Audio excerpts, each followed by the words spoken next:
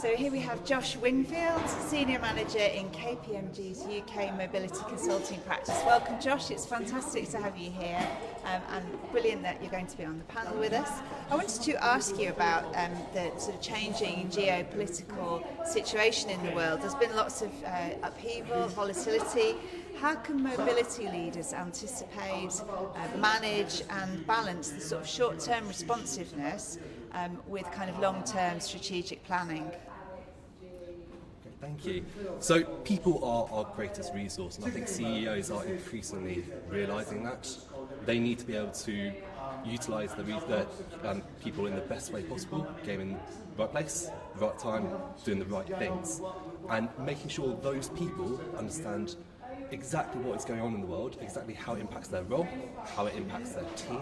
It's been more so important than ever. In terms of how you can prepare at a geopolitical level for these types of changes, it's making sure they're aware that they play a key role in ensuring the security and the ongoing forward-thinkingness of the organisation, making sure they reflect on their role, reflect on the importance of understanding those risks, and making sure they're keeping their organisation safe. Thank you.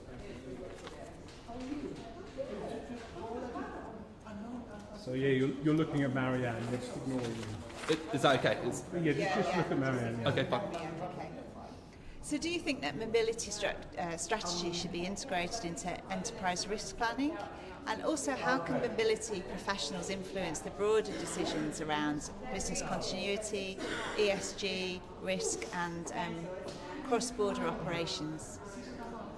Mobility is so important for enabling that understanding of the world around us, understanding local teams, how they operate, understanding the cultural differences, understanding what does the local market need at any given point, and how is that likely to evolve and change in the future. Make sure you have the right people on the ground. Understanding and talking to local businesses is essential. And in this evolving landscape, mobility is becoming more and more important and strategic in ensuring that you have visibility of those local markets, you have experience, you have contacts, you have networks. Those things cannot be underestimated. And CHROs are thinking about how can we utilise mobility in different ways, evolving ways, moving away from those long-term assignments, which is the historic traditional use of what mobility is. We're looking at it in terms of what do short-term moves mean, what experiences can you get for your employees, and how can you leverage things like international remote working to actually have a real global workforce, which in the past is something which we weren't able to access in an efficient, scalable manner. We're picking up something, Yeah. but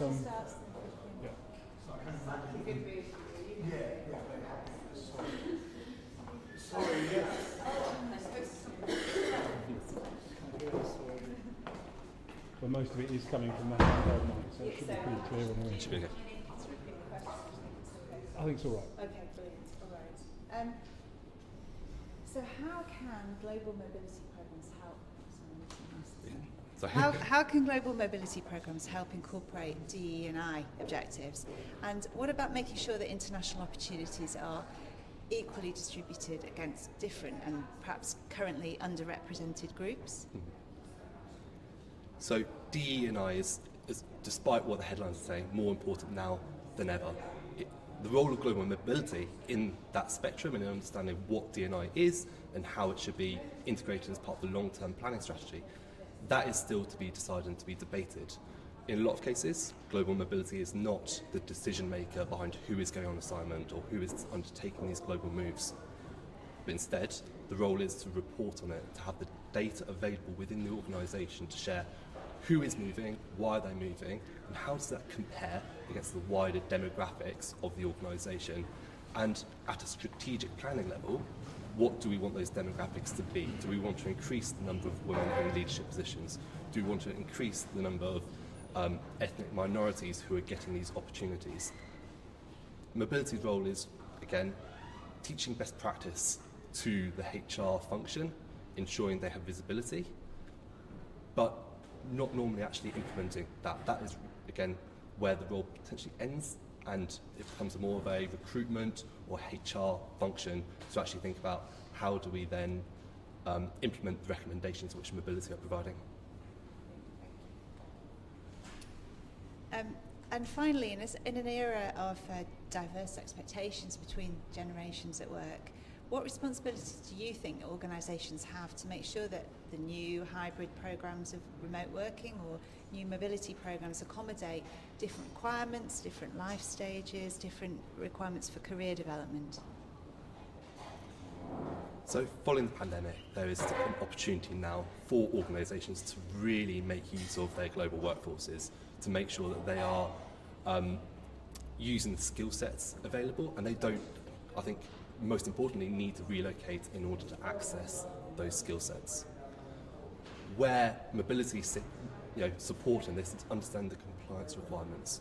What are the risks being generated by this diverse mix of different arrangements, and how can they mitigate and support the business in making the sort of key decisions around whether those arrangements can go ahead, whether they are business-driven opportunities or whether they're actually employee-requested moves.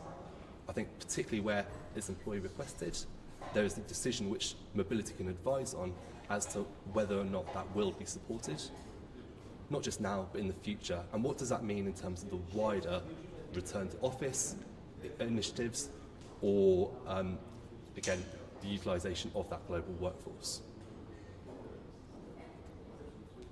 Brilliant. Josh, Winfield, KPMG, thank you so much for your time. Thank you. Thank you.